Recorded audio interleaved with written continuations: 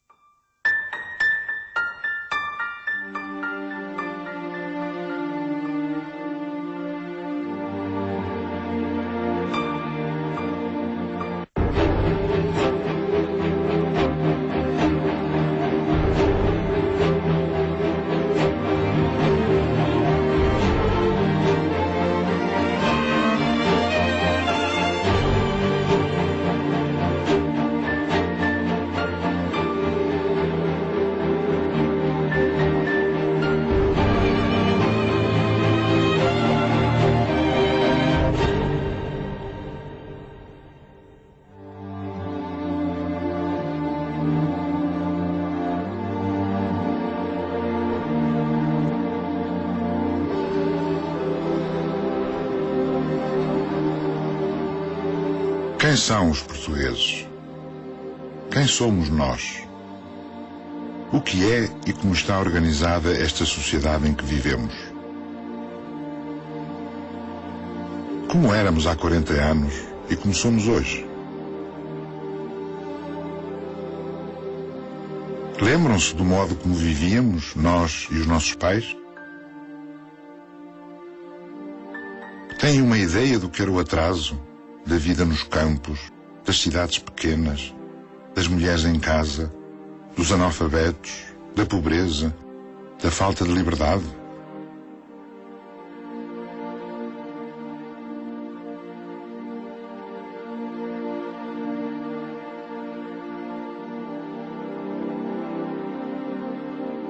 Uma das maneiras mais interessantes de conhecer alguém, pessoa ou país, consiste em percorrer as suas mudanças. Mudamos muito. Os portugueses são hoje muito diferentes do que eram há 30 anos. Vivem e trabalham de outro modo. Mas sentem pertencer ao mesmo país dos nossos avós. É o resultado da história e da memória que cria um património comum. Muitos dizem que Portugal não mudou, porque o país ainda é pobre e pequeno. Mas não é verdade. Os portugueses mudaram, e muito.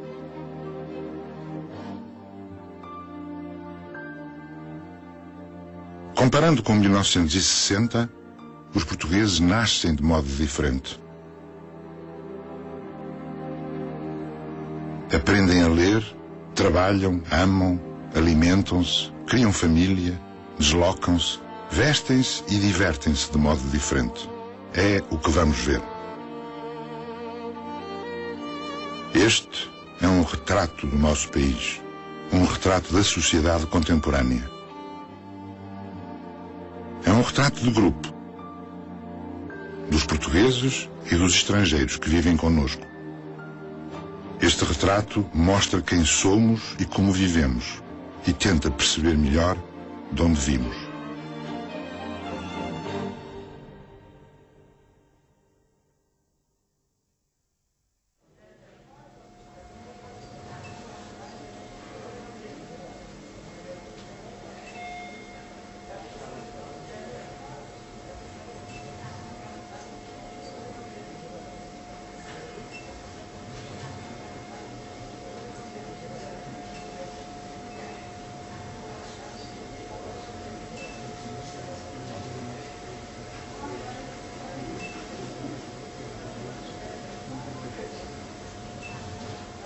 Já está tudo lá, tem esquerda não tem. Vem para cá. Só uma questão de segundos. Olha que tem a dilatação toda feita, agora é só descer o bebê. Pronto. Isto às vezes demora 3/4 de hora. Ai, não diga isso, que eu estou farta de... Depende da maneira como ajuda. Eu quero fazer muita força para ela nascer já. Foi. Eu também me adapto a isto aqui bem. Eu trouxe o que está aqui, é capaz de dar um por imitar.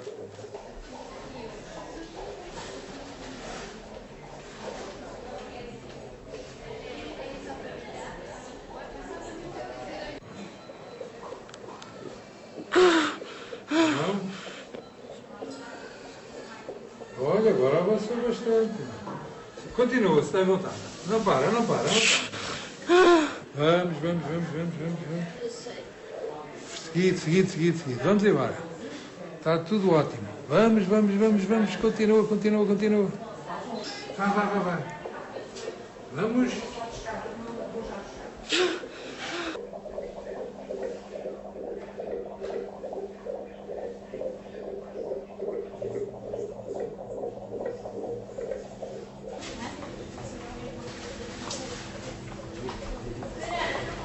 Não sei, tem que ver.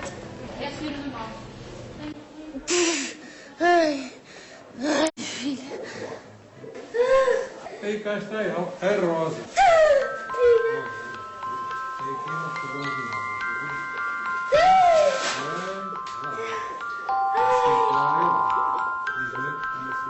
filha. Chama-se Rosa. Nasceu numa maternidade em Lisboa, naquilo que se chama uma roda de partos. Só há uma em Portugal. É a maneira mais moderna de ter filhos e foi pensada para o corpo da mãe.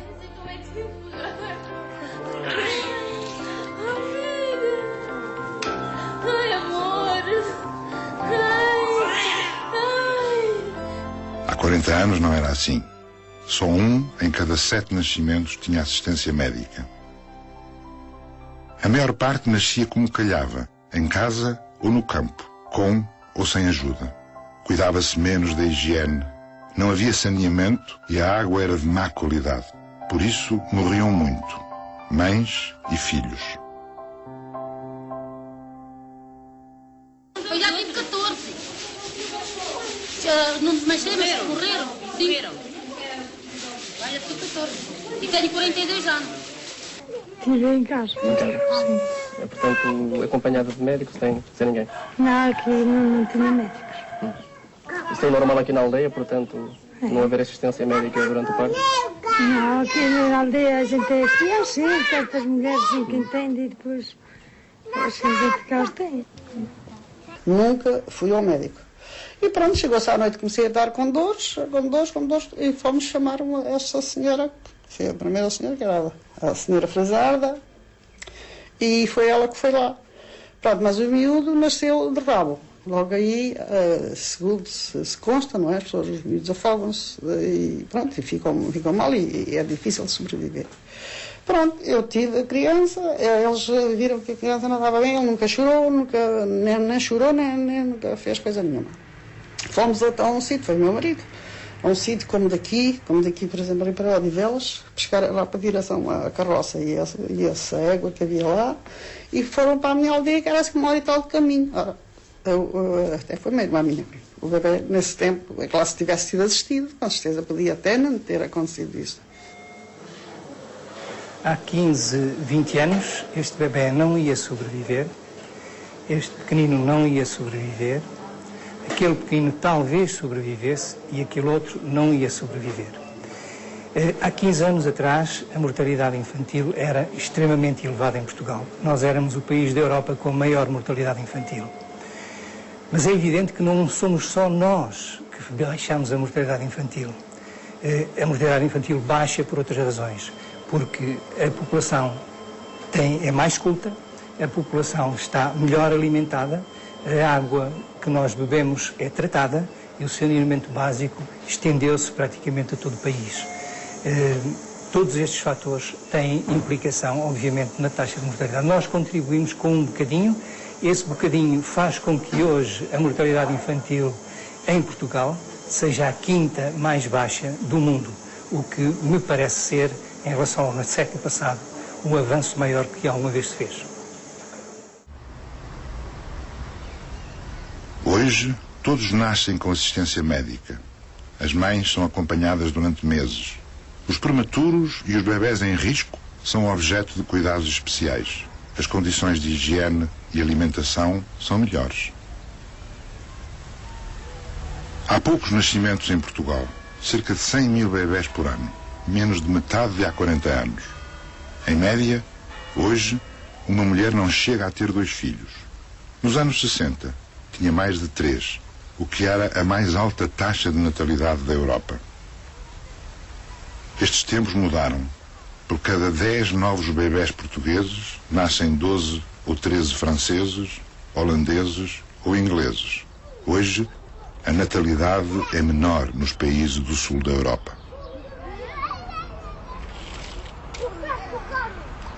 Quantos somos? Somos pouco mais de 10 milhões. Para a Europa, somos um país de pequena dimensão. Há cidades no mundo que têm mais pessoas que Portugal. Nova Iorque, Londres ou São Paulo. A população portuguesa não tem aumentado. Diminuiu muito nos anos 60 e 70 por causa da imigração, mas depois recuperou com a vinda de retornados das ex-colónias e de trabalhadores estrangeiros.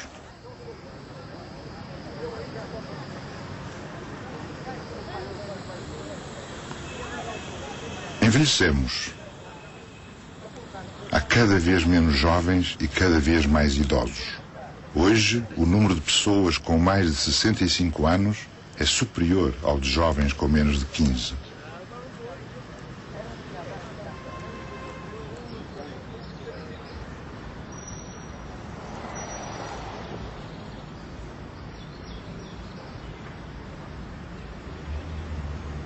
Nascemos menos, mas vivemos mais tempo.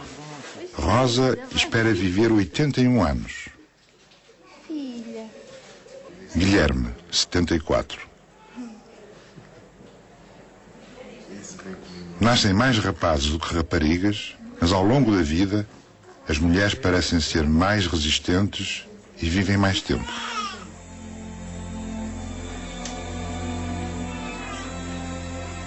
Vive-se mais e melhor. A alimentação, os cuidados de saúde e os hábitos de vida tornaram-se diferentes.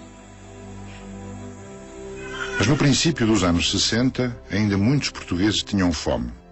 Com alguma sorte, muitas famílias comiam carne ou peixe apenas uma vez por semana. Éramos 10 irmãos e o meu pai e a minha mãe éramos 12.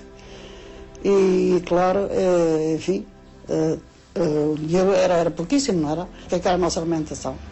O jantar era sempre couve, com um bocadinho de toucinho, um bocadinho de chouriço, isto enquanto houvesse chouriço. Quando não havia chouriço era só com o toucinho. E as minhas espinhas de pão, rabinhas de hortelã, e assim estava o jantar. O almoço seria, num dia era a sorda, a segunda-feira, sorda, alentejana, sabe o que é? Na terça-feira seria fatias azedas. Como é que eram as fatias azedas? Era, fritava-se o toucinho, ou uma farinheira, quando ainda havia, e depois com aquele pinhozinho, punha-se uns alhinhos, enchia-se a tigela de fogo, de água, que é uma tigela de barco ao lume, e depois punha-se o sal, punha-se o vinagre, enchia-se uma saladeira de sopas, e aquilo punha-se para cima, e ali cada um comia um prato daquilo, depois um bocadinho de peito toucinho, ou uma chinha de azeitonas, ou boletas, como se chamava, boletas. Era assim. Era um bocado difícil, que a gente não tínhamos merendas, não tínhamos nada, a gente só comia a refeição da manhã, o que havia, era o que havia naquela altura, era uma sopa, muitas das vezes era uma sopa, ao almoço também ainda comia, quando estive depois com o meu tio e padrinho, que já comia umas refeições diferentes, já tinha almoço e já tinha jantar. Porque eu muitas vezes vinha lá comer com ele disse-me, bem que se comer aqui a casa, porque o teu pai e a tua mãe não têm de comer para te dar para ti. E para te alimentares em condições, bem-se comer aqui. Era muito frequente os adultos e as crianças consumirem álcool logo de manhã, porque era uma fonte de calorias para trabalhar. Só muito poucos bebiam leite. Elas são trabalhadoras, interessam-se em saber, mas têm muita dificuldade em apreensão, porque por falta de alimentação, claro que são famílias muitíssimo numerosas, há muitas partes do ano, principalmente no inverno, passam fome praticamente, né? Portanto, os miúdos vêm para aqui mal alimentados e uma pessoa mal alimentada não pode assimilar.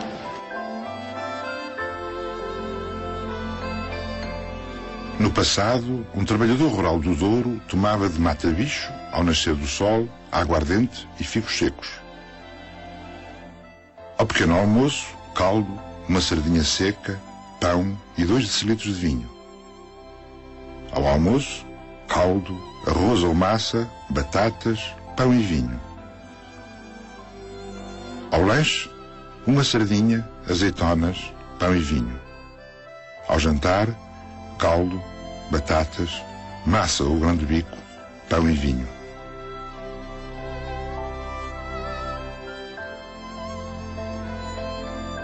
Hoje come-se melhor. A alimentação é mais rica. É distribuído leite nas escolas desde os anos 70. A carne, o peixe e os ovos entraram na rotina das famílias. A par da melhoria na alimentação, generalizaram-se os cuidados de saúde que até aí quase não existiam. E se tinham de ir ao médico, onde é que tinham de ir? Mas é que não íamos ao médico, mas é que ninguém ia ao médico. É a primeira vez que eu me lembro de haver médico na minha aldeia. Eu era crescida e já, aliás, fui lá, ainda fui lá com o meu filho. Se eram os bebês, punha-se papas de linhaça na barriga quando tinha, por exemplo, uma gastroenterite. Era assim. Agora cura-se com mais de quantas coisas. Naquele tempo era as papinhas de linhaça. Quando nos doía a garganta também se fazia as papinhas de cinza. Um papel de fardo aqui por trás, depois untava-se com um bocadinho de azeite, punha-se aqui, a gente punha isto aqui, assim, um paninho aqui atado, e a gente até andava todos muito vaidosos com aquilo assim, andávamos com o pescoço ali todo. E é assim. Em 1975, o serviço médico à periferia chegou a todos os cantos do país. Mais tarde, o Serviço Nacional de Saúde alargou-se a toda a gente. Aumentou o número de estabelecimentos de saúde, de profissionais, de consultas e de urgências. Foram notáveis os progressos conseguidos nos cuidados materno-infantis. Morre-se muito menos de doenças contagiosas como a tuberculose. Primeiro porque se estabeleceu realmente uma rede que cobriu o país inteiro de sanatórios que davam os remédios, que obrigavam as pessoas a vir à consulta, que começaram a fazer a vacinação do BCG nas maternidades e, portanto, houve uma redução drástica. Bom, aqui e em todo o mundo. A partir de 1965, foi criado o Programa Nacional de Vacinação, que hoje é universal. Coisa que agora, por exemplo, nós nos podemos orgulhar de termos uma das taxas de vacinação das nossas crianças, nesta evolução de 40 anos, das melhores e maiores a nível europeu. E, portanto, as doenças infecciosas foram diminuindo. É evidente, eu fartei-me de ver febres tifoides, não é? Que agora, sei lá, há quantos anos que não vejo uma febre tifoide, não é? Em 1960, a grande maioria das famílias não tinha água canalizada nem esgoto, o que aumentava as doenças. Hoje são mais de 90% as que têm. Também os hábitos de vida mudaram. As mulheres passaram a trabalhar fora de casa e, por isso, têm menos filhos. A gravidez é mais planeada. Usa-se cada vez mais a contracepção. A pílula apareceu em Portugal no início dos anos 60. Eu acho que a descoberta ou a invenção, não sei qual é o termo mais apropriado, da pílula é algo de revolucionário na libertação da mulher. Quer dizer, fala-se em muita coisa de ocupar cargos assim e assado, mas a pílula, portanto, o poder escolher quando é que engravida foi um fator realmente importantíssimo. Bom, e os centros de saúde começaram a criar consultas de aconselhamento para as mulheres e para as grávidas e começaram a distribuir pílulas anticoncepcionais, não é? Depois temos os contraceptivos orais. Portanto, que há várias. Como é que chama isto? São pílulas. Pílulas, são santas pílulas, não é? Que há várias marcas, mas o efeito é o mesmo. Não era assim antes. O tema era muito reservado não se falava publicamente de sexo ou de contracepção. 21 dias seguidos. Tudo que diz respeito à sexualidade tem os seus tabus, não é? Eu ainda hoje, no meu consultório, não é raro aparecer uma mulher que, quando me está a descrever uma alteração do seu período menstrual, quando vai para dizer a palavra menstruação, não diz. Faz um trejeito para eu entender. Quer dizer, há palavras tabu, não é? Ou então trazer um menino para dizer que tem uma inflamação na pontinha. E eu percebo, é evidente. Mas perguntar, na pontinha de quê? Quer dizer, continua a haver uma certa relutância, tabus enormes, bem enraizados de tudo quanto diz respeito à sexualidade. E isso também é um obstáculo a discutir com o médico, o problema de usar a pílula, o explicar, o modificar a menstruação. Essas são coisas que fazem confusão às pessoas de mais idade, que influenciam depois as filhas, etc. Nos anos 50 e 60, a venda de preservativos era livre. Os homens usavam-nos para prevenir doenças. A Igreja Católica não contrariava. Olha, tem camisas destas? Não, senhora, não tem. Então, dê-me das outras.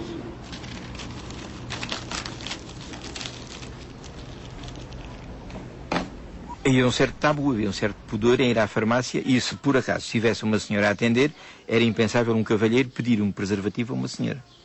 Por acaso, uma história engraçada, interessante, julgo eu estive numa farmácia, quando estávamos de serviço eu ia jantar, e os cavalheiros, eu já sabia que estavam um ou dois, sempre à minha espera na rua, porque a colega que estava era uma senhora, estava de serviço a atender, e eles, para não pedirem à senhora, esperavam que eu chegasse. Entravam na farmácia, depois de eu entrar ao serviço, e normalmente pediam, ou pediam um preventivo, nem sabiam pronunciar preservativo, ou então faziam um gesto, a mão no colarinho, e faziam assim, uma caixinha de camisinhas. Os preservativos, na altura, não eram... O preço, julgo recordar-me, era uma caixinha com 2 escudos e 50 centavos, uma caixinha pequenina de alumínio, muito engraçada, muito gira, e havia uma caixinha com 6, imitando umas caixas de fósforo, creio que de origem inglesa, segundo também julgo recordar-me, de origem inglesa, e custavam volta de 7 escudos e 50 centavos. E era assim que se processava a anticoncepção. Em meados dos anos 60, a pílula começou a ser vendida nas farmácias com receita médica. Estes contraceptivos, para as mulheres, permitiram a liberalização dos costumes. A atitude da Igreja mudou e passou a condenar publicamente o seu uso.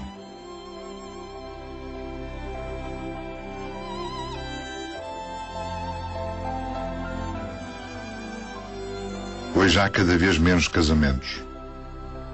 Os casamentos católicos estão a diminuir. Entre os que casam, 1/3 vai apenas ao registro civil. Aumentou o número de divórcios e de uniões de facto. Até 1975, as pessoas casadas pela Igreja, que eram a grande maioria, não podiam obter o divórcio. Só depois de 1975 é que o divórcio ficou acessível a qualquer pessoa.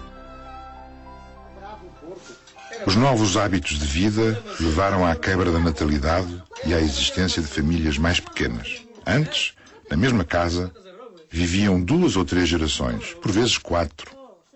As famílias eram grandes. Um casal tinha facilmente 4 ou 5 filhos. Hoje, tem 1. Ao lado das famílias tradicionais, construídas à volta do casamento, há cada vez mais famílias de escolha. Já não há uma só concepção de família.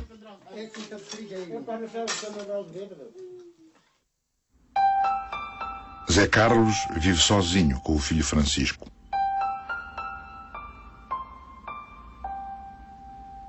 Temos uma vida normal. Sou um pai, sou uma mãe ao mesmo tempo. Passamos férias.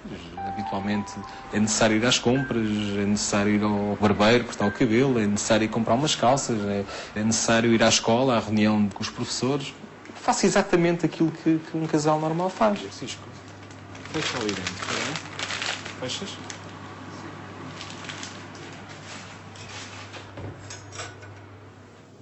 Ele apercebe-se quando eu omito alguma coisa ou tento esconder alguma coisa, percebe logo. E percebe logo o que eu vou fazer e depois tenho de ouvir do meu pai muitas vezes. Praticamente apanha-me sempre que eu tento fazer qualquer coisa assim, fugir às regras. Sais muito à noite sozinho? Saio frequentemente com amigos meus. Costumo... E o teu pai fica preocupado? Sim, costuma ficar. Eu, quando não chego à hora exata, é certo que na semana seguinte já não vou sair. E é muito exigente com as horas. Eu marca, por exemplo, às 5, tenho que estar às 5, não é às 4h55, nem às 5h05, é às 5. Inicialmente, quando o Francisco começou a sair à noite, não foi uma coisa que me agradasse muito. E tentava fazer aquilo que eu não gostava que os meus pais me fizessem, que era o ir buscar, o ir levar. Quer dizer, às vezes eu preferia que eles me deixassem a 500 metros para eu ir sozinho e que me fossem buscar a 2 quilómetros. Claro que eu inicialmente agi assim, claro que hoje em dia não ajo, não faço isso, mas o Francisco tem a sua liberdade semanalmente para ir ter com os seus amigos. Eu quero é que ele tenha realmente aquele espaço definido. Quero que ele tenha o espaço para o estudo, o espaço para o desporto, o espaço para a família, o espaço para os amigos, o espaço para os afazeres domésticos. Ele também tem responsabilidades dentro desta casa. Ele suja, tem que limpar. Ele desarruma, tem que arrumar. Portanto, no fundo, não é um quartel, não há um regime ditatorial aqui dentro de casa, mas tentamos que cada um de nós viva bem, sem arranjar problemas, quer um, quer o outro, não é?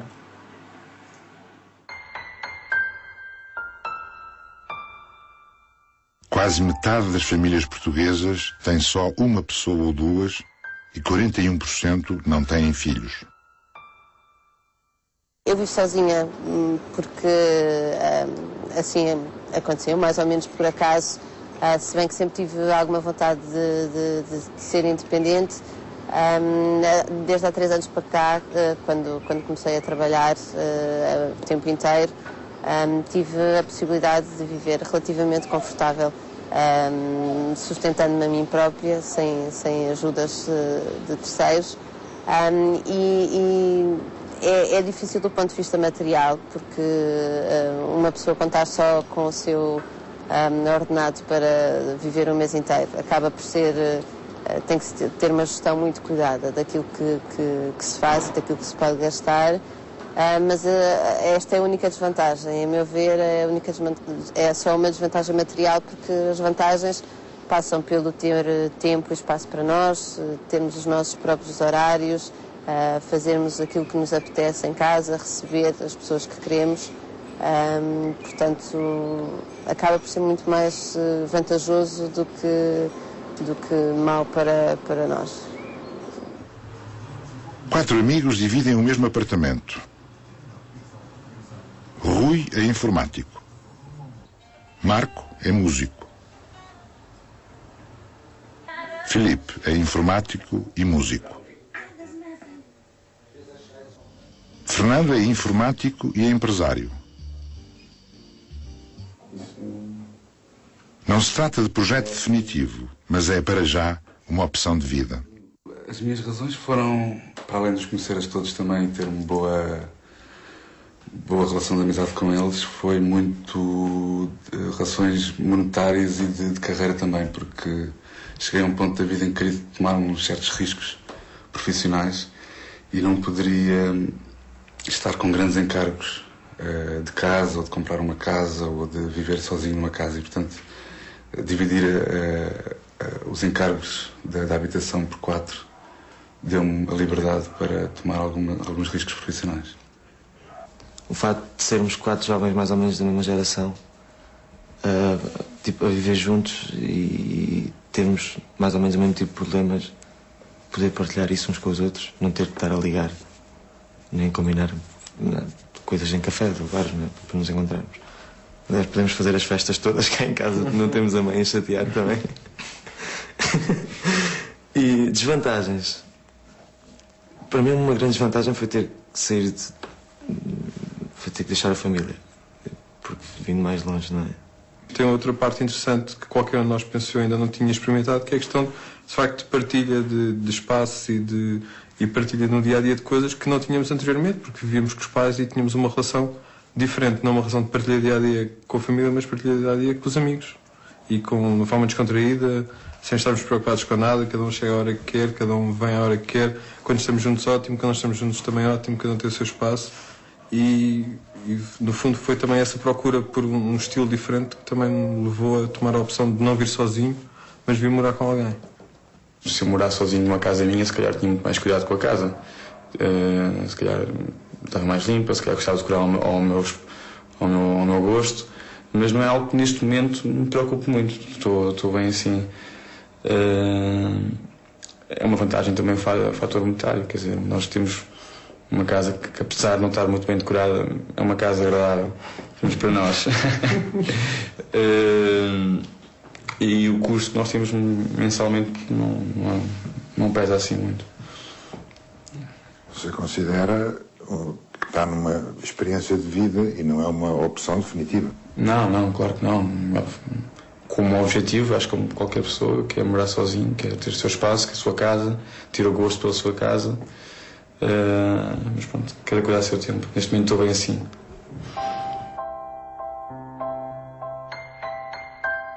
Mariana é restauradora de obras de arte. Já dividiu a casa com amigos. Hoje vive com o namorado. Viver com os pais é ótimo, quer dizer, temos a nossa vida garantida enquanto estamos em casa dos nossos pais, não nos temos que preocupar com questões que depois, quando somos independentes, têm que ser geridas por nós próprios. Portanto, temos a comida no frigorífico, temos o jantar feito, a roupa passada, a roupa lavada, por aí fora. Mas é muito diferente quando saímos de casa. É um passo muito grande. Eu acho que é quase um nascer outra vez, porque se nós passamos a nossa vida inteira sempre no mesmo espaço, com as mesmas pessoas, nós acabamos por achar que somos aquilo que somos porque não conhecemos outra forma de ser, porque já nos habituámos a ser assim. Agora, quando tudo é novo e quando vamos para um espaço diferente, com outras pessoas, estranhamos a nós próprios. Nestas novas famílias há de tudo. Pessoas a viver sozinhas, uniões de facto, famílias de segundos e terceiros casamentos, grupos de amigos, lares de idosos, comunidades, famílias monoparentais e famílias de homossexuais. Uma parte importante da população pertence a mais do que duas famílias, o que cria situações complexas. Pensem, por exemplo, no que foram as últimas festas de Natal. João e Mariana são irmãos e vivem em Lisboa. Ele tem 14 anos, ela 9. Filhos da mesma mãe, mas de pais diferentes, que casaram 2 vezes. Para João e Mariana, o Natal significa uma correria. Ele acha graça andar de um lado para o outro. Ela, menos. Assim, passa um almoço de 24 com uma avó e a consoada com a outra. No dia seguinte, muito cedo, João vai para o Porto, onde almoçará com o pai que trabalha lá. Já a Mariana fica em casa do avô materno. João regressa do Porto, nesse mesmo dia à noite, a tempo de ir jantar com o avô materno, enquanto Mariana vai jantar com os avós paternos. João e Mariana encontram-se nessa noite, em casa, às 11 horas. Estão radiantes com a multiplicação de presentes que mostram um ao outro. Mas estão cansados. No passado, a festa de Natal era só uma. Geralmente em casa dos avós. Mas hoje é diferente. A família nuclear, conjugal, de tradição ocidental, burguesa e cristã, está a mudar. Perdeu importância na educação dos filhos e tem a concorrência da igreja, da escola, dos amigos, da televisão, da rua, da internet. Há mais igualdade entre os sexos. A mulher já não promete obediência ao homem. Mãe e pai trabalham fora.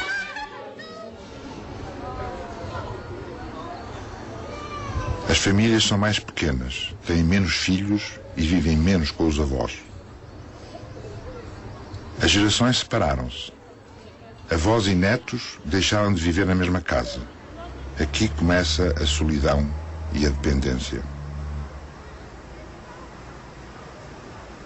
Os idosos não estão a ser tratados em condições, os idosos não estão a ser... Porque eu, por exemplo, sou obrigado a trabalhar, porque a situação não me dá para... A gente não ganha o suficiente.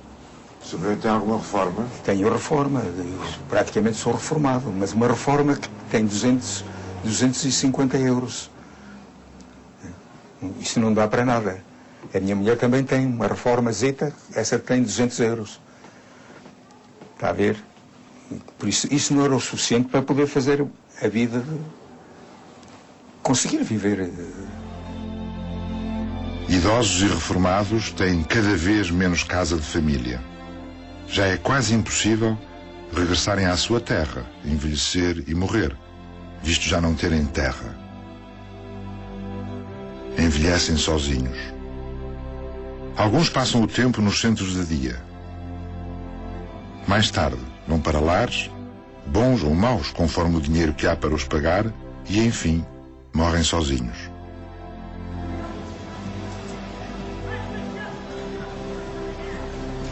O progresso da medicina tem sido enorme.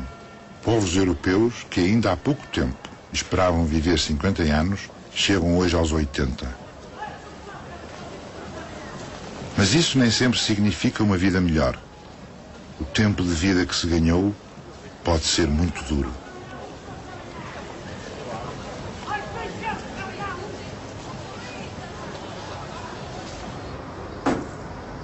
Olhamos para eles, num jardim público. Ali passam o tempo. Por vezes, são passeados, atrás dos filhos, nem sempre com vontade. No centro comercial, não são bons clientes. Ficam horas a olhar para as montras. Já não têm força para subir escadas ou carregar embrulhos. Demoram a contar os trocos. Enganam-se nas filas de espera. Andam devagar, à procura de um banco. Fogem dos locais com mais movimento. Têm medo que tropecem neles. Quantos não desejariam, acima de tudo, não precisar dos outros? E, no entanto, são a imagem da dependência, o que só aumenta o seu sofrimento. Obrigados a trabalhar dias inteiros, os mais novos não podem tratar dos seus velhos. A sociedade está organizada para quem produz, não para quem já rendeu. Para esses, há instituições. As sociedades da eficácia querem os velhos estacionados. A isso chamam-lhe conforto ou solidariedade. Todos têm as suas pensões, mesmo os que nunca contribuíram. Mas os valores são, na maioria dos casos, muito baixos e ficam aquém do salário mínimo nacional, insuficientes para manter uma vida decente.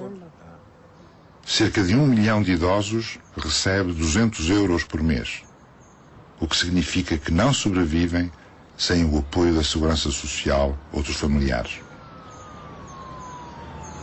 Fica muito engraçado, viu? Felizes os que não são vítimas de encarniçamento médico. Felizes os que nunca sentem que se transformaram num fardo. Vivo sozinha porque meus filhos estão no trabalho deles, estão empregados, eu não os posso tirar de lá para vir para o pé de mim. E eu também para lá não quero ir. E então vem aqui todos os dias para este centro do dia? Todos os dias para aqui vem. Menos ao sábado e ao domingo. E quando é que a Dona Joaquina decidiu vir para aqui? Quando eu decidi vir para aqui, tinha 80 anos. E já aqui estou há 7. E porquê que decidiu vir para aqui? Olha, porque eu já não podia pelo menos estender roupa, já não chegava ao estendal para estender, e para engomar a roupa também me custava bastante. Porque não posso estar de pé com qualquer outra pessoa. A minha coluna não me deixava. E eu então resolvi vir para aqui. E como é o seu dia? Acorda em casa e depois? Acordo em casa, depois faço as minhas higienes, depois elas vão buscar às 9 horas. Trazem-na para aqui? Trazem para aqui. E aqui estou então às 5, 4 e meia, 5 horas, 5 e um quarto. Porque estou. Depois regresso a casa outra vez. E no fim de semana? No fim de semana, todas as semanas vem um dos meus filhos. O meu filho, como está em Cabo Verde, vem a minha nora. Cada semana vem um.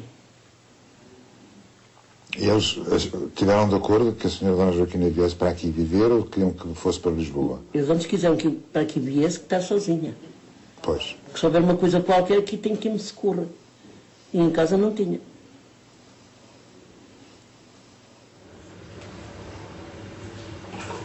Neste centro de Torres Novas, 140 idosos vêm passar o dia.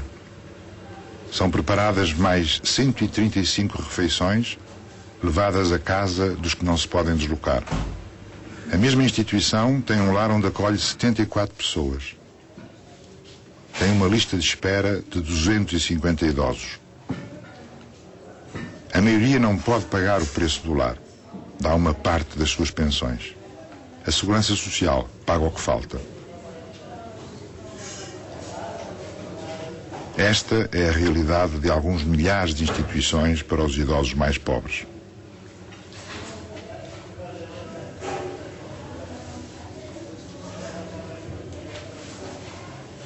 E está contente com a sua decisão de ter vindo para o centro de dia?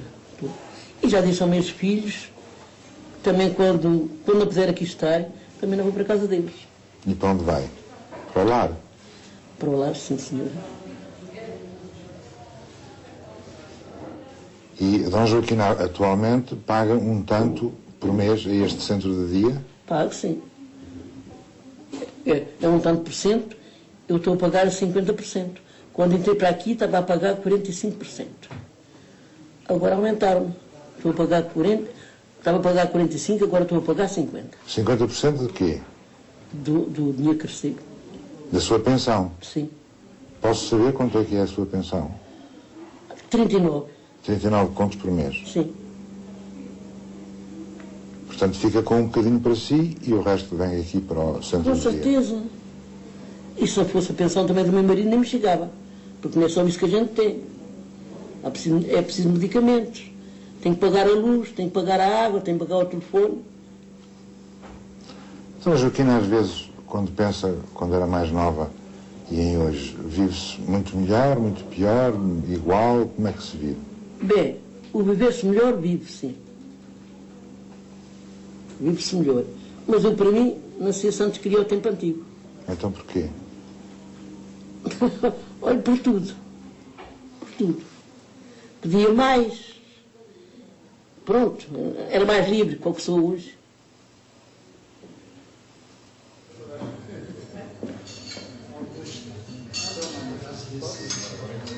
Quem pode pagar tem outras condições. Os lares passam a chamar-se residência para séniores.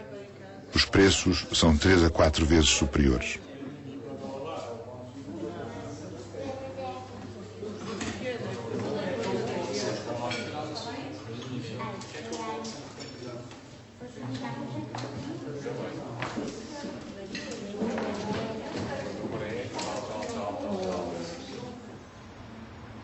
Este lar funciona com pessoas independentes que têm a sua vida, que vêm para aqui por opção, porque chegam a uma determinada altura da vida e pensam que aqui têm, além de se sentirem seguros, porque no fundo isto funciona como um condomínio, têm a liberdade para ter a vida deles, têm companhia quando querem, procuram outras pessoas quando querem e quando não querem têm os seus espaços individuais. Nós temos aqui pessoas já de alguma idade que continuam a trabalhar, que têm os seus negócios de família e que saem de manhã, vão para Lisboa trabalhar e vêm ao fim do dia, com a certeza que chegam aqui ao fim do dia e têm sempre companhia para jantar. A seguir ao jantar podem jogar cartas ou não jogar, ou irem para os quartos ver televisão, conforme queiram e conforme se sintam bem. As famílias visitam-nos, mas para eles nunca os visitam o suficiente, porque eles querem sempre mais companhia e mais...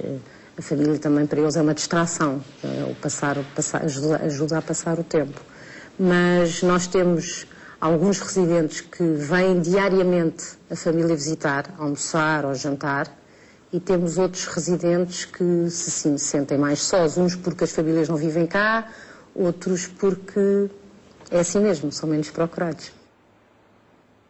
As pessoas quando vêm para aqui, as razões principais é a segurança, sentirem-se seguras, saberem que a qualquer hora da noite podem tocar uma campainha, que há sempre quem os acusa, a solidão e o querer conviver uns com os outros.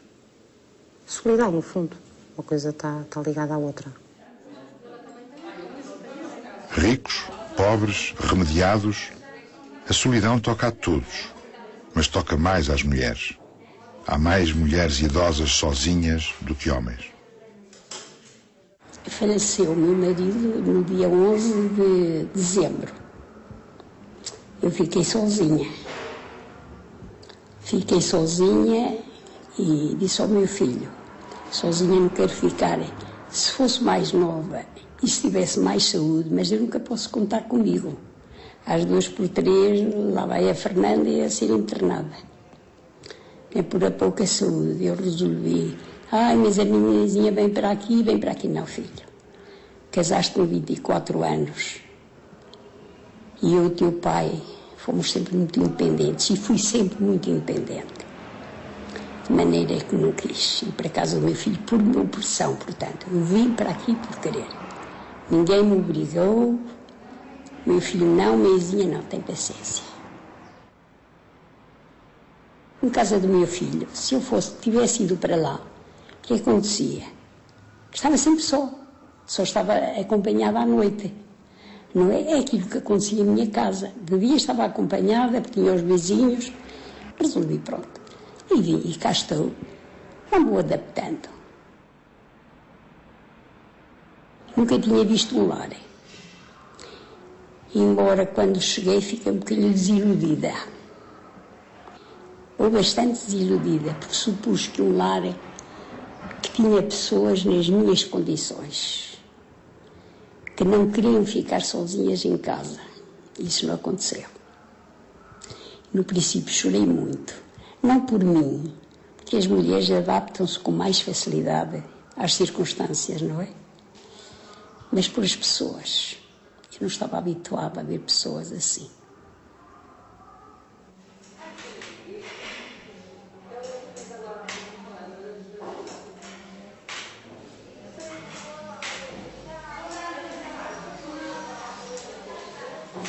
Agora sou muito mais quando eu entrei, ou entrando, quando as pessoas já vêm completamente inutilizadas. Já, a maior parte delas. Há 2 ou 3 senhoras que ainda não é que tenham muita saúde, mas que vá ainda. Mas são tempo não cais, como se costuma dizer, não é? De resto não, de resto é tudo doente. São pessoas doentes. Que a gente não pode conversar, não pode falar, não pode dizer nada. Pedro tem 70 anos, é reformado.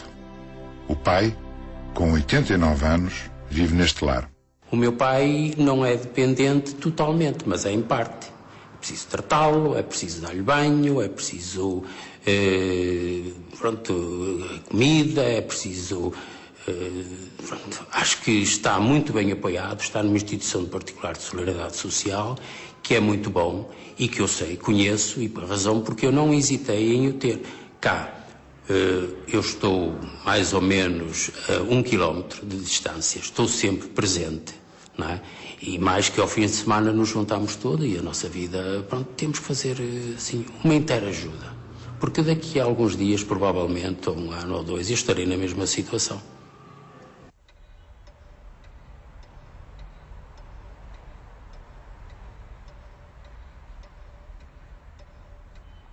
Eu e a minha mulher costumamos dizer que é melhor procurarmos antecipadamente do que depois sermos instalados onde provavelmente não quereríamos, não é? E já andámos a pensar, a programar a nossa situação. Cada um tem a sua vida própria, os filhos que ainda estão no auge da sua profissão, estar com encargo é um bocado complicado. Eu, pelo menos, a minha filosofia é que deve haver uma autonomia. O que interessa é que a família não abandone e dê o apoio e tudo o que é necessário, mas cada um viver a sua vida. Isto é a minha maneira de ver. Há uns anos atrás viviam muito mal, quer dizer, a pouco e pouco têm vindo aparecendo lares. Eu tive uma altura, quando era aqui diretor clínico dos serviços médico-sociais, em que, num determinado ano, tive de fazer a inspeção de alguns desses lares. Alguns eram o que eu chamava pré-morgues. Eram coisas sem condições absolutamente nenhumas, não é? E que tinham que ser fechados. Mas depois ficava-se no dilema, fechar, mas para onde é que iam as pessoas, não é? A quantidade é cada vez maior, a procura, há filas de espera para poderem entrar, porque as famílias não sabem o que é que lhes vão fazer. Esta é uma realidade, não é? Há muita coisa a fazer, acho que estão razoavelmente abandonados e que é um ponto crucial para o futuro da organização assistencial no nosso país.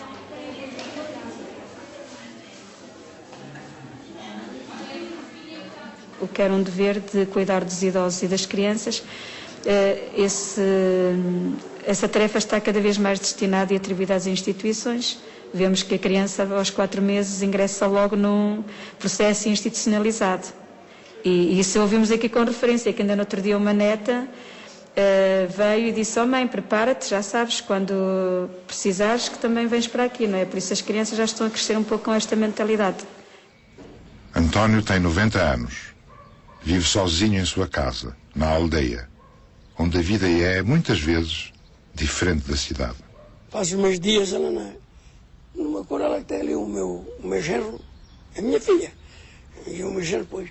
Passo lá, está lá um bocadinho de terra, vou lá, me lembro os covos, uns coentros, uma salsa, uns espinafres, uma nabice. Eu lá faço, vou lá passando o dia, passo lá o dia. Hoje estou aqui porque fui para estar além, senão estava lá.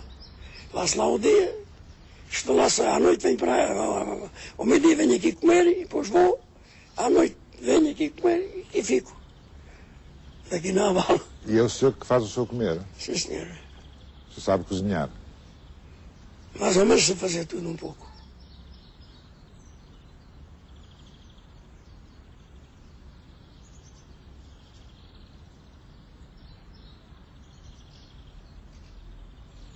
E quando tiver a minha casa que possa, não é que largar. Enquanto puderem, quero estar na minha casa. Minhas filhas que vão para lá e eu não quero. Quero que fosse lá para deles, estivesse lá na casa deles. Mas eu quero estar na minha. E o senhor prefere ficar na sua? Sim, senhor. Porquê? Enquanto puderem. Ora, porque estou à minha vontade. Estou mais à vontade, estou na casa deles. E o senhor tem muita vida com os seus amigos, no café, com outros reformados? O sábado e o domingo, é só quando vou, estou ali a Mazeres, a jogar às cartas, vamos beber um copo, comemos, e tenho com os meus amigos sempre. É, senhor. Os seus netos fazem muitas visitas? Isso é todos os dias eu vejo. Netos e namoradas e tudo. Netos e namoradas e tudo fazem visita. A minha mãe nunca esteve sozinha, nunca, nem de noite, nem de dia. De manhã o meu pai ia para a fazenda, e andava na fazenda, mas tinha aqui quem ficasse com ela. Depois à tarde estava ao terço com a minha mãe, tinha um rádio, tinha a televisão no quarto, havia aqueles programas mais acessíveis, né? Programas em português, e isso, pronto. E depois chegou o dia dela e disse-me um dia à tarde, um sábado à tarde, eu ia para dar o lanche: "Ó filha, não me deixes nada, eu não posso comer, eu vou morrer, não me deixes sozinha." O meu pai estava a tomar banho, não teve tempo de tomar banho, em menos de 10 minutos a minha mãe morreu. eu fiquei muito contente de fechar os olhos na minha mãe. Eu gostava que todos os filhos pudessem fazer isso aos pais, que é o que não se faz hoje. Eu sinto dores, mas todos, eu conheço aqui diversos casos na minha terra, não é? E que têm filhos a viver na mesma terra e que não estão a trabalhar. E põe os pais em lares. Em centros de dia, eu concordo e apoio os centros de dia. Porque enquanto os filhos vão trabalhar, sabem que os pais estão ali e, portanto, estão tranquilos. Mas, em muitos casos, é por egoísmo, é não querer em prisões. É não querer em prisões, é querer estar livres para poder ir e fazer o que quer o pai ou a mãe, é um estorvo. E para mim não é.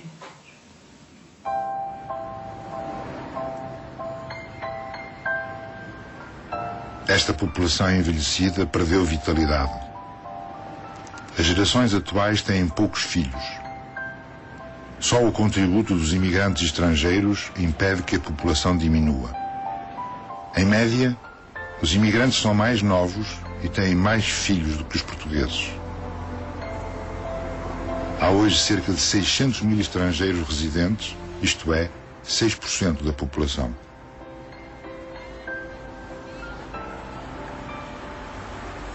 No passado, eram os portugueses que partiam. Desde os anos 60, saíram 2 milhões. A vinda de trabalhadores estrangeiros para Portugal rompeu com esta tradição. Desde 1975, vieram 1,5 milhão, entre retornados das ex-colónias e estrangeiros. Nos últimos anos, os que chegam ainda são em número superior aos que continuam a partir.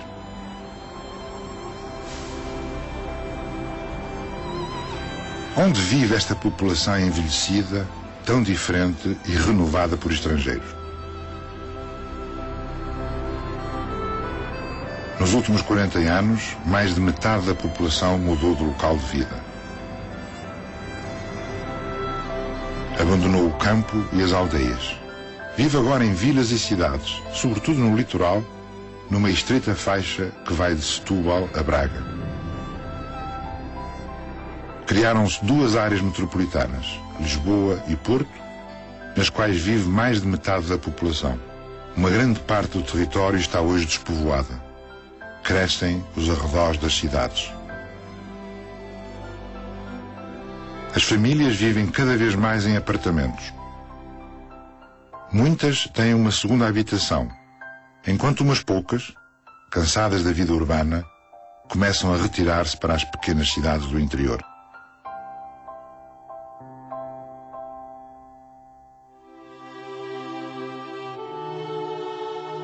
Hoje vive-se em Portugal de uma forma muito diferente de há 50 anos. Será possível falar de uma população diferente? Não somos todos portugueses que se reconhecem na história e nas tradições? Esse é o mistério das nações. Somos hoje muito diferentes. A maioria já nasceu depois dos anos 60. Já não recorda a sociedade rural, a pobreza de pé descalço, a fuga de centenas de milhares de imigrantes, a guerra colonial, as localidades do interior, a ditadura, a censura ou o analfabetismo. Mudamos os nossos comportamentos. Abandonamos os campos, vivemos nas cidades, trabalhamos na indústria ou nos serviços. Imigramos, recebemos estrangeiros. Aprendemos a ler e a escrever. Temos menos filhos e famílias mais pequenas. Divorciámo-nos, vivemos mais tempo, morremos mais tarde.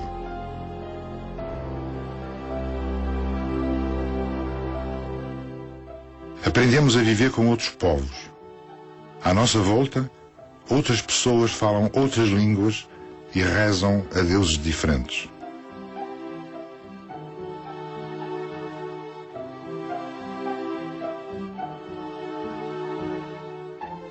Trabalhamos, queremos tempo para descansar, consumir, estudar ou divertir.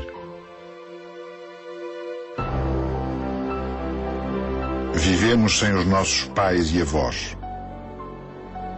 Cada vez mais sentimos que é um fardo cuidar dos nossos velhos. Há crueldade no modo como os velhos são separados dos seus e no isolamento a que são condenados.